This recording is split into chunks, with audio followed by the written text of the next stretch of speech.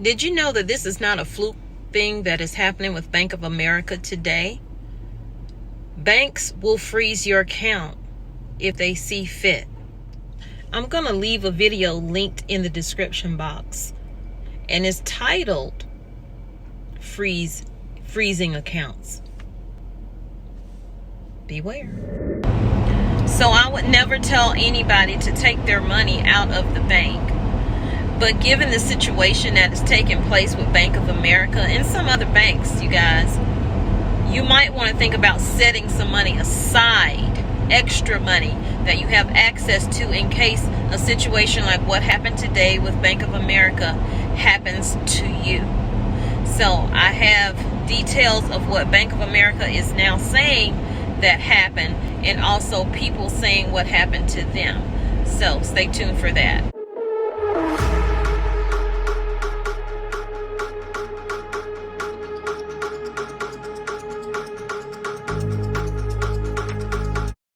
What's up, fam? What's up, cousins? So I'm headed back home, and I'm seeing all of this Bank of America stuff going on, and people panicking because they can't have access or can't get access to their funds.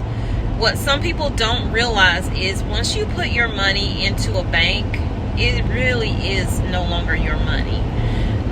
Now what happened is because of a glitch today, but you want to know in full what Bank of America is saying, stay tuned. I have a clip of their response to everything that's happened today, and also a reminder of the banks that are closing and the dates that they are closing. Now, I won't put all of it in there, but I will put some in there, and you have to go to the main video that I did 2 months ago in order to find out exactly which banks are. So in this video you're about to see, I recorded it 2 months ago. Like I said, I'm not going to play the full video. If you want to see the full video with other banks that are closing other than Bank of America and Wells Fargo, go to that video. I will leave the link in the description box, or at the end of the video you can click on the end screen. Online banking is something that they're pushing a lot of people towards doing who typically don't trust online banking for whatever reason. Just a year or two ago, Bank of America and Wells Fargo were forced to close temporarily due to labor shortages and a surge in COVID-19 infections. But now they are shuttering stores permanently. When banks are closing branches, they are required to notify the U.S. Office of Comptroller of the currency 90 days or at least 90 days ahead of the closing. Closures are then documented in a weekly bulletin, and the latest bulletin was released on October 29th, and it showed this. Wells Fargo is closing 14 branches across the country. Individual locations will be shut down in Chicago, San Francisco, New Jersey, Jersey City, Denver, Richmond, Virginia, Chandler, Arizona, Surfside Beach, South Carolina, Minneapolis, Ponte Vedra, Florida, and I probably said that wrong. New York will also be closing 2 branches in New York City and in Manhasset.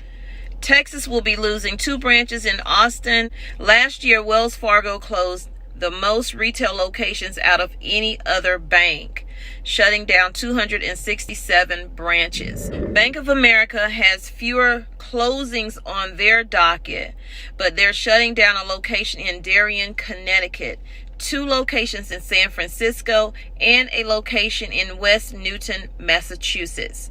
The Darien location will close on March 3rd, 2023, but no other dates were given for the other closings. And now here is a clip of some people talking about what they went through with Bank of America today and what Bank of America has to say about what happens. And after that, you guys, I'm not going to come back on, but I want you guys to know you gotta start paying attention when people are telling you these things are happening, and prepare and plan ahead of time if you can. If you have money in the bank, I'm not telling you to take all of your money out of the bank. What I am saying, though, you need to set emergency money aside. And with this recession that is coming on and hitting us harder and harder, and us reaching the debt ceiling, You need to have at least 3 to 6 months worth of money if you can. Set it aside to pay your bills with in case you lose your job or something like this happens. The bulk of the complaints appear to involve Zelle, the popular payment transfer service.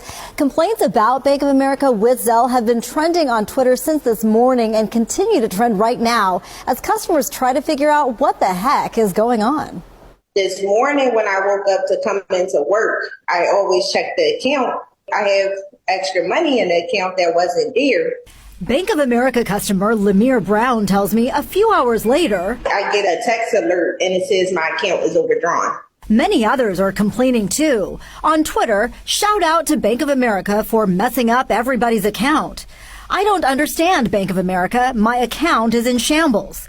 Bank of America is experiencing issues. Transactions disappear relating to Zelle. It's irritating. It's very frustrating for me.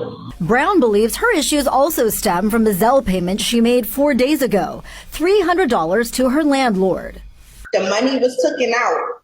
Then they placed the money back into the account. And then they took it out again.